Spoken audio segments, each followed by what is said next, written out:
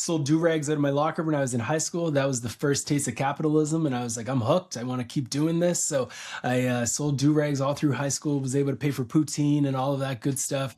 Then I get into university and I started a little blog called just dedicated to two things. One, I had a blog on The Sims, which was a video game that at that point was starting to blow up, and me and my sister ran this community for Sims 2, and we were creating a bunch of like modifications of different Sims, giving them like braids and stuff like that. We were selling them all over the internet, and people were loving that.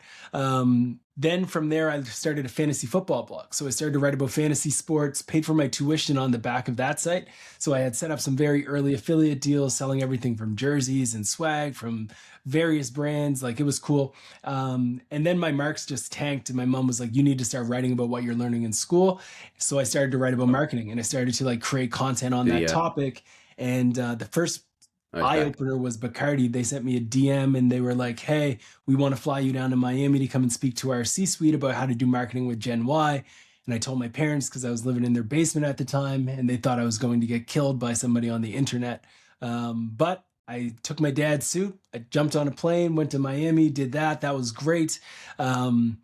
Got a glimpse into the world of marketing and how big like this could be. And just like living in my parents' basement in Nova Scotia, I was like, this internet thing is going to be crazy. So I doubled down, kept writing about marketing, fell in love with this thing called SaaS. And it was just like software. Started to read a bunch of VC blogs back in the day, started to write content about what I would do if I was working at these different SaaS companies. The founders of different SaaS companies started to reach out. I started to work with one company that eventually got sold to Salesforce. Then after that took place, I was fractional CMO for like 8 companies at one time. And I was like, this is getting crazy. So I think I need to like start hiring, built up a team. At the same time, I ran a startup called Crate and Dreamer. So I had 2 different startups at the time. I had an e-commerce business called Hustle and Grind, which sold coffees, hence the name. I started a cleaning company, which was great until COVID. I got a lot of stuff going, and now I run Foundation. I run distribution.ai, which is a AI tool for like marketers. I'm a keynote speaker and an author of a book, dad of 3, entrepreneur, investor in a lot of startups. Love life, love business. That's me. Amazing. True Renaissance man. Appreciate it. I try. That's awesome. There's a whole bunch of things thrown in there that I wasn't aware of, like cleaning company. Yeah. I know. I get bored. So I always have this, I didn't always have this belief, but probably in my 30s, I decided that it was time to diversify. I was very heavy in tech, every business, everything I did, all tech, my entire portfolio, tech, investments tech.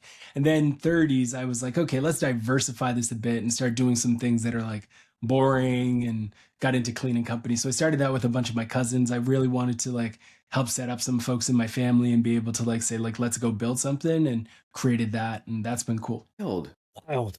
Yeah. What a great story. Thanks. Amazing. And then I want to understand a little bit more about the origin of your current agency, Foundation. Yeah, Tell us more about that, and just tell us about like what you guys are doing over there, even today. Yeah, so Foundation started again just kind of like in my parents' basement as rawsimmonds.com. So I was a one-person show. I had a vision in this path that I wanted to kind of like be able to build an agency in a small place like Nova Scotia and work with some of the global brands. And I just started to like create content online. So rawsimmonds.com was like its launching pad. Brought on a team of 2. I hired some folks that were fresh out of school. And then after that, I continued to have this hypothesis that if you can add value to the internet will give you ridiculous amounts of value back. So I was really putting my heart and soul in every single piece that I would create online, with the hope that I would get like 10x that amount of value back. And it pretty much worked. Like I would go into communities back in the day like growthhackers.com, inbound.org, and I would spend an hour creating like a response to a CMO who's asking questions like, how do you scale a software company from X to Z or A to B, whatever.